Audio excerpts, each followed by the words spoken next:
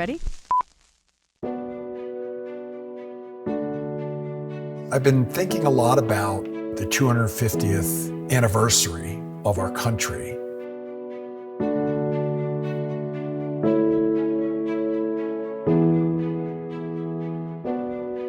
My mother was born on the 4th of July.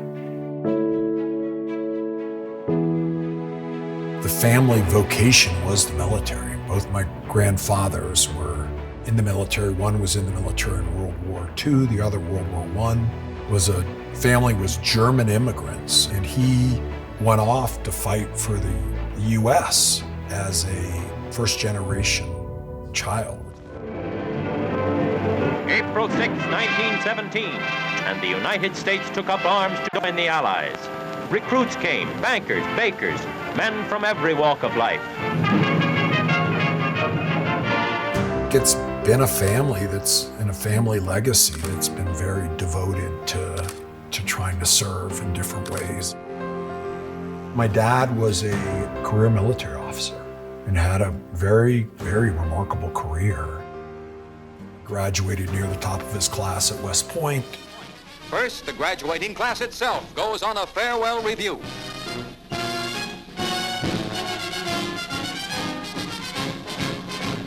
And he went to pilot training after in Texas, Lackland Air Force Base in Texas. And then the Korean War kicked off and off he went. On Sunday, June 25th, Communist forces attacked the Republic of Korea. And flew bombers of B-26s in Korean War for a couple of years. My mother, she was a pretty exceptional human being, was the first person in her family to go to college and got on a train literally and went to University of Mexico. She ended up meeting my father in Korea during the Korean War. He was a pilot. She was organizing social events. My father ended up being a lieutenant general in the Air Force, so he was a very senior member of the military. My mother was a homemaker, but also taught school, disabled children. They were like dyed-in-the-wool patriots. They really loved this country, and they acted out their love of their country in very obvious ways. I grew up on Rose Lane, on Falls Church. Rose Lane was a very remarkable street.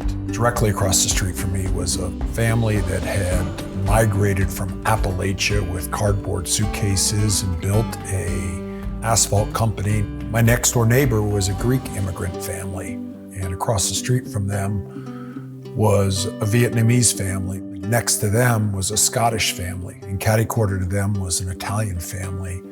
And the kids all played together, and we grew up in this melting pot that seemed to work. So many of my friends, all their parents were in the government. My godfather being Doc Cook, who was called the mayor of the Pentagon. We would go to their home frequently. And those people, they weren't out to monetize their service, which is what I see today. You see the Congress are all monetizing themselves, and you see the presidents all monetizing themselves. And it's such a far cry from what the people that I grew up with and their kind of devotion to this country and their devotion to, public service. Graduated in 1987 and then went into the Air Force. So I went through training at Mather Air Force Base, navigator training for 9 months in Sacramento, California. And then after that, I went to Little Rock for additional training, then came back to the unit and largely traveled for, the next several years. That's where I spent a lot of time in Central America, so Costa Rica, El Salvador, Honduras, Panama, and then all over Western Europe.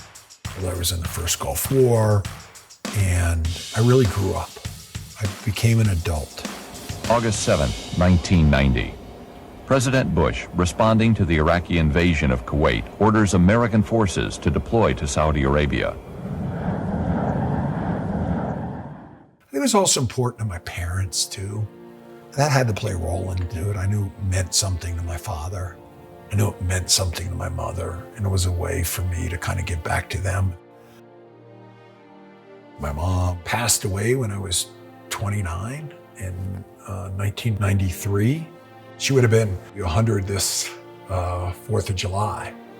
Yeah, and I think about her all the time. And I do believe that a lot of my orientation towards serving and trying to do the right thing and trying to follow those whispers or those soulful choices were largely reflect my parents and their orientation to serve, their orientation to give back.